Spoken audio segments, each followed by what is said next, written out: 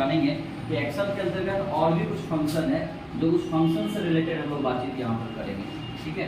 आप देख सकते हैं यहाँ पर एक फंक्शन का हम लोगों ने डिस्कशन किया है एबीएस। एबीएस का मतलब होता है एब्सोल्यूट वैल्यू।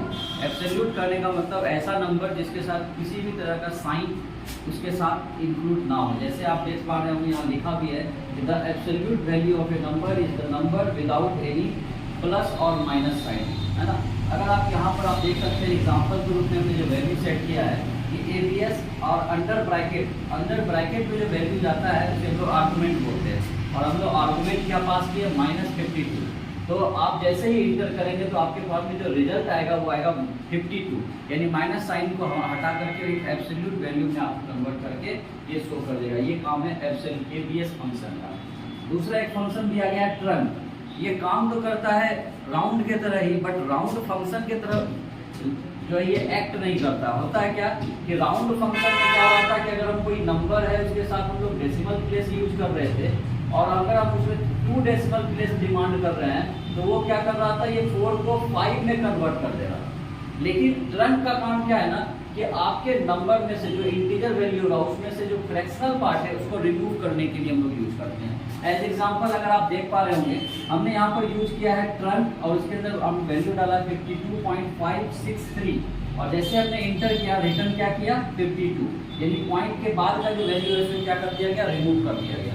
या फिर दूसरे एग्जांपल से और क्लियर करें 56.4356 है, इसे हमने 3 डिजिट इससे निकाला है, पॉइंट के बाद क्या 3 डिजिट। तो आप देख पा रहे हैं कि नियरेस्ट 10 की ओर जाने के हो सकता था, बट ये राउंड की तरह वर्क नहीं कर रहा है। ये क्या कर रहा है, 3 डिजिट आपके सामने प्रोवाइड कर दे रहा है। तो ट्रंक का काम है कि आपके फ्रैक्शनल पार्ट को रिमूव करने के लिए हम लोग यूज करते हैं ट्रंक फंक्शन का। नेक्स्ट है इफ, जो एक्सेल का सबसे इंपॉर्टेंट फंक्शन है जिसके माध्यम से हम लोग यह जान सकते हैं कि कैसे कि इसके अंदर कोई भी कंडीशन को कैसे चेक किया जाए। तो कंडीशनल स्टेटमेंट के रूप में इसको यूज किया जाता है एज अ प्रोग्रामिंग की। इफ का बहुत बड़ा रोल है C++, जावा वगैरह में।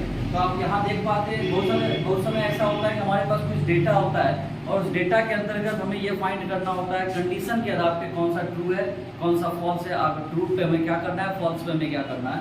तो ऐसे जगहों पर हम लोग यूज करते हैं इफ नाम का फंक्शन को। आप देख पा रहे होंगे यहाँ पर एक डेटा है हमारे सामने जहाँ एक स्टूडेंट का रिकॉर्ड है, या फिर यहाँ भी आप देख पा रहे हैं कि स्टूडेंट का रिकॉर्ड दिया हुआ है और इस स्टूडेंट रिकॉर्ड से हमें जानना है कि इसमें स्टूडेंट का रिजल्ट पास है या फेल है। इसके लिए हम लोग यहाँ पर इफ जैसे फंक्शन का प्रयोग करेंगे। एक्सेल में इफ जो है वो एक लॉजिकल फंक्शन होता है। इसका वर्क ये है determine whether condition specified with brace is true और फॉल्स, यानी ये बता रहा है कि जो भी कंडीशन इसके अंदर दिया गया है वो कंडीशन या तो ट्रू हो सकता है या तो फॉल्स हो सकता है। एज एग्जांपल आप देख पा रहे होंगे हम लोगों ने यहाँ पर एवरेज निकाला है एक सेल के अंदर और इस एवरेज के अकॉर्डिंग ये चेक करना चाह रहे हैं कि ये स्टूडेंट का जो वैल्यू है ये पास है या फेल है। तो इसके लिए हम लोग क्या कर रहे हैं, कर्सर रखेंगे F2 वाले सेल में और यहाँ पर लिख रहे हैं क्या इक्वल टू इफ। जब भी कोई फॉर्मूला लिखा जाता है तो इक्वल टू साइन के साथ लिखा जाता है। तो इक्वल टू इफ E2 वाले सेल में हमारा जो है एवरेज का वैल्यू है E2 ग्रेटर देन अगर 30 होगा तो अगर ये कंडीशन ट्रू होता है तो पास रिजल्ट आउटपुट देगा और अगर ये कंडीशन फॉल्स होता है तो आंसर क्या फेल होगा। तो आप देख पा रहे होंगे कि यहाँ का जो वैल्यू है 57.33 ये ग्रेटर देन है 30 से, इसलिए इसका आंसर क्या आ रहा है, पास आ रहा है। तो इस तरह से हम लोग कंडीशन के माध्यम से ट्रू और फॉल्स पे वर्क कर सकते हैं। लेकिन यहाँ पर एक्सेल आपको और भी फैसिलिटीज प्रोवाइड करता है जहां आप नेस्टेड इफ का प्रयोग कर सकते हैं।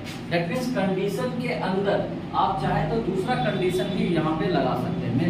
मल्टीपल कंडीशन पे आप वर्क कर सकते हैं। जैसे एग्जांपल के रूप में आप देख पा रहे थे यहाँ एक डेटा हम लोगों ने लिया, उस डेटा में हिंदी इंग्लिश मैथ टोटल निकालने के बाद उसका एवरेज निकाल लिया गया और हमें यह फाइंड आउट करना है कि यहाँ पर जो स्टूडेंट है ये फर्स्ट डिवीजन है, सेकेंड डिवीजन है या थर्ड डिवीजन है या फेल है। ऐसे चेक करने के लिए हम लोग यहाँ पर फॉर्मूला लगाएंगे। F2 वाले सेल में फॉर्मूला लगा रहे हैं और फॉर्मूला क्या है E2 करने का मतलब जो हमारा एवरेज वाला सेल था, एवरेज वाले सेल को चेक किया जा रहा है कि अगर वो ग्रेटर देन इक्वल्स टू 60 है तो अगर ये कंडीशन ट्रू होता है तो फर्स्ट डिवीजन देना है। अगर ये कंडीशन फॉल्स हो जाता है तो अगेन इफ का यूज कर रहे हैं, यानी अगेन एक कंडीशन चेक हो रहा है कि अगर E2 यानी ये एवरेज ग्रेटर देन 45 हो रहा है तो सेकेंड, अगर ये कंडीशन फॉल्स होता है तो अगेन एक यहाँ पर कंडीशन लगाया गया तो यह चेक कर रहा है कि E2 यानी ये एवरेज ग्रेटर देन 30 होता है तो वो थर्ड होगा, और अगर ऐसा नहीं होता है तो वो फेल हो जाएगा। यानी इस तरह से नेस्टेड कंडीशन का यूज कर रहे हैं। जैसा कि आप देख पा रहे हैं कि अभी जो नंबर हमारे पास है वो 57.33 है, तो 57.33 जो 45 से ज़्यादा है, तो ऐसे केस में जो आउटपुट आएगा वो क्या होगा, सेकेंड। इसी तरह से आप इस डाटा में भी देख सकते हैं। सपोज हम लोग लिख रहे हैं इक्वल टू इफ E3 वाला सेल, यानी ये वाला जो हमारा सेल है, अगर ये वैल्यू ग्रेटर देन 60 होता है तो आप इसे फर्स्ट डिवीजन बताएंगे। अगर ये कंडीशन ऐसा नहीं होता है, फिर एक कंडीशन चेक होगा, इफ अगर E2 greater than equal to 45 है देन आप उसे सेकेंड डिवीजन कहेंगे। अगर ये ऐसा नहीं होता है तो अगर फिर एक इफ का कंडीशन है जो बोल रहा है क्या कि अगर E3 वाला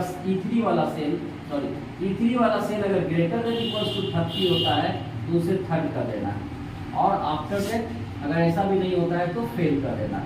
तो आप देख पा रहे होंगे अगर इस नंबर को चेक किया जाए तो ये 43 ग्रेटर देन 30 है, इसलिए इसका जो आंसर आएगा वो होगा थर्ड। इसी तरह से आप अलग सेल में सेम फॉर्मूला का प्रयोग करके आप यहाँ पर निकाल सकते हैं।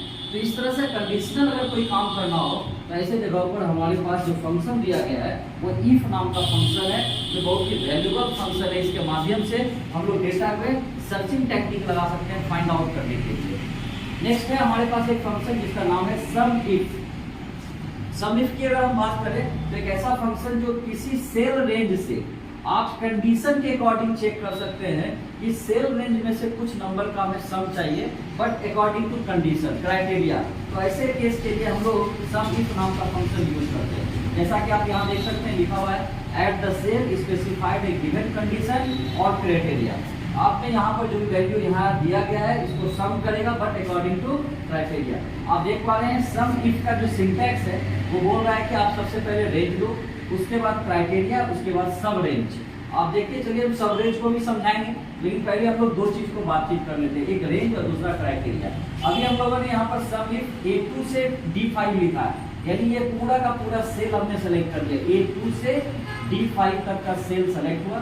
और अगर इसका वैल्यू कॉमा देकर लिख रहेगा ग्रेटर देन 400 होता है, जिसका वैल्यू ग्रेटर देन 400 होगा उस वैल्यू का एडिशन इस जगह पर निकल जाएगा। तो आप देख पा रहे होंगे कि ये 400 से ज्यादा है, ये 400 से ज्यादा है, ये 400 से ज्यादा है, 400 से ज्यादा है, 400 से ज्यादा है, 400 से, यानी बस इतने से सेल का ही आउटपुट आने वाला है इसका एडिशन के रूप में। तो आप देख सकते हैं इस तरह से सम इफ नाम का फंक्शन का प्रयोग करके आप स्पेसिफाइड वैल्यू में से, रेंज ऑफ सेल में से आप चाहें तो उस वैल्यू को यहाँ से कंक्रीट रिजल्ट आप ले सकते हैं अकॉर्डिंग टू कंडीशन। इसके लिए तो यूज करेंगे सम इफ नाम के फंक्शन। दूसरा एक फंक्शन है टुडे। कभी कभी हमारे सिस्टम में जरूरत हो जाता है कि जब आप इसमें से एडवांस एक्सेल का प्रयोग करते हैं और आप कोई एप्लीकेशन बेस्ड काम करना चाहते हैं एक्सेल में, तो हमें वहाँ पर डेट का रिक्वायरमेंट होता है कि हमें सिस्टम का करंट डेट चाहिए होता है। तो ऐसे केस में हमें टुडे नाम का फंक्शन दिया गया। इसके लिए सिंपली सेल में आपको जाकर के इक्वल टू टुडे लिखना है, अंडर ब्रैकेट ओपन क्लोज करके इंटर कर देने से जो भी सिस्टम का करंट डेट होगा वो करंट डेट आपका शो कर देगा। जैसे आज का करंट डेट है 15 मई 2024, तो सेम चीज आपके कंप्यूटर का जो करंट डेट होगा वो करंट डेट आपके सेल में शो कर देगा। इसके लिए टुडे नाम का फंक्शन है। बात आती है डाटा एंट्री में, तो डाटा एंट्री में कुछ ऐसे टूल्स हैं होम टैब के अंदर जिसका प्रयोग बहुत इंपॉर्टेंट होता है। जिसमें जैसा कि यहाँ पर आप देख पा रहे होंगे होम टैब के अंदर एक ग्रुप है नंबर ग्रुप, जिस ग्रुप के अंतर्गत नंबर फॉर्मेट नाम का ऑप्शन दिया गया है। जनरली बाय डिफॉल्ट रूप में अगर देखा जाए तो एक्सेल सेल में जो भी वैल्यू हम लोग डालते हैं उसका जो बाय डिफॉल्ट फॉर्मेट होता है वो जनरल होता है।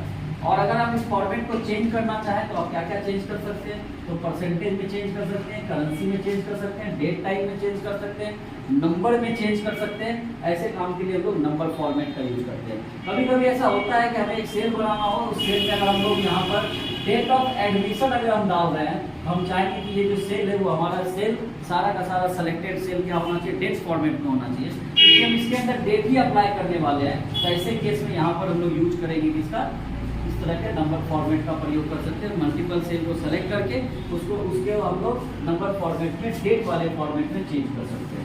इसी के अंदर दो ऑप्शन और मिलेगा, इंक्रीज डेसिमल और डिक्रीज डेसिमल। इसका मेन वर्क है कि पॉइंट के बाद अगर कोई डिजिट है, पॉइंट के बाद अगर आपका डिजिट ज्यादा आ रहा है तो आप उसको हैंडल कर सकते हैं। पॉइंट के बाद 2 डिजिट का प्रयोग करना है, 3 डिजिट का प्रयोग करना है, तो आप इंक्रीज डेसिमल से इंक्रीज कर सकते हैं। और अगर डेसिमल प्लेस को आपको राउंड ऑफ करना है तो आप डिक्रीज डेसिमल के माध्यम से भी राउंड ऑफ कर सकते हैं। तो ये 2 ऑप्शन आपको दिया गया, बहुत ही इंपॉर्टेंट है। इसके माध्यम से आप जितने भी डेटा को आप कभी भी ऐसा हो कि आप डिवाइड करके परसेंटेज के रूप में कोई डेटा निकाल के लाते हैं, ऐसे डेटा में अगर पॉइंट के बाद अगर ज्यादा नंबर होता है, कभी कभी ऐसा होता है कि आप एक्सेल में अगर डिवाइड करोगे कुछ भी वैल्यू, तो आपका जो आंसर है पॉइंट के बाद सिंगल डिजिट में आता है, तो आप इसे मल्टीपल डिजिट में करने के लिए भी एक इंक्रीज डेसिमल का प्रयोग कर सकते हैं। तो इस तरह से आप इंक्रीज डेसिमल और डिक्रीज डेसिमल का प्रयोग आप यहाँ से कर सकते हैं। अब बात आती है इसी के अंदर होम टैब के अंदर एक ग्रुप आपको मिलेगा, सेल ग्रुप, जिसके माध्यम से आप अपने एक्सेल शीट के अंदर अपने डेटा के बीच में कहीं भी आप चाहते हैं, आपको रिक्वायर्ड है कि अगर हमें कोई एक सेल या एक रो या एक कॉलम या पूरा का पूरा सीट इंसर्ट करना है, तो उसके लिए इंसर्ट नाम का ऑप्शन दिया गया है, जिसके अंदर आप ये यूज कर सकते हैं। दूसरा अपने पास यहाँ दिया गया डिलीट सेल। जैसे आप किसी सेल को इंसर्ट कर रहे हैं, वैसे ही आप चाहें तो उस सेल में से आप उस वैल्यू को, जैसे सेल को डिलीट कर सकते हैं, रो को डिलीट कर सकते हैं, कॉलम को डिलीट कर सकते हैं। और आपकी जानकारी के लिए बताएं कि ये अनडू हो सकता है। अगर आपने कोई भी सेल इंसर्ट या कोई भी सेल को आपने डिलीट किया और वापस पहले की अवस्था में जाना चाहते हैं, तो you can use undo button. आप आराम से कंट्रोल जेड या अनडू का प्रयोग करके आप उसे वापस पहले की स्थिति में ला सकते हैं। नेक्स्ट है यहाँ पर एक ऑप्शन आपको मिलेगा फॉर्मेट, जिसके माध्यम से रो का हाइट कैसे इंक्रीज किया जाए, कैसे कॉलम को विड्थ चेंज किया जाए, कैसे हम लोग यहाँ पर जानेंगे कि अपने सीट को प्रोटेक्ट कैसे किया जाए, कैसे हम लोग रो और कॉलम को हाइड करते हैं, ये सब चीज आपको समझने को देखने को मिलेगा फॉर्मेट नाम के ऑप्शन। साथ में आप चाहें तो सीट का जो नेम होता है उसको रिनेम कर सकते हैं, उसके बैक का कलर चेंज कर सकते हैं, ये सब टैब कलर चेंज करने के लिए हम लोग यूज करते हैं। तो फॉर्मेट के माध्यम से हम लोग सेल से रिलेटेड जो प्रॉपर्टी है उसको हम लोग यहाँ से चेंज कर सकते हैं। तो दोस्तों आज के इस क्लास के अंतर्गत आपके लिए यहाँ पर दिया गया एक्सेल के अंदर कुछ वैल्यूएबल फार्मूलाज था, जिस फार्मूलाज को लेकर के आप अपने डाटा एंट्री को बहुत इनोवेटिव बना सकते हैं। तो आज मैंने उसकी डिस्कशन किया। और बेल्ट्रॉन या फिर हम बात करें बीएसएससी, बिहार एसएससी हो गया, या फिर इस तरह के बहुत सारे ऐसे गवर्नमेंट सेक्टर के माध्यम से ऐसी वैकेंसीज निकलती है जहाँ पर इस तरह के फॉर्मूला का जिक्र होता है और एग्जामिनेशन में बहुत ही वैल्यूएबल होता है। तो चलिए दोस्तों, आज के इस वीडियो में आपको आज डे 4 में ये बता पाए कि एक्सेल में और कौन कौन सा फॉर्मूला है। तो नेक्स्ट वीडियो में हम लोग नेक्स्ट फॉर्मूला को लेकर के आएंगे, जिस और भी कुछ फॉर्मूला, जैसे उस फॉर्मूला के माध्यम से और डाटा एंट्री को हम लोग इनोवेटिव बना सकते हैं, सर्चिंग को इनोवेटिव बना सकते हैं। तो नेक्स्ट वीडियो में हम लोग देखेंगे और भी एक्सेल से रिलेटेड कुछ फॉर्मूला को। तब तक के लिए thank you and goodbye. Thank you.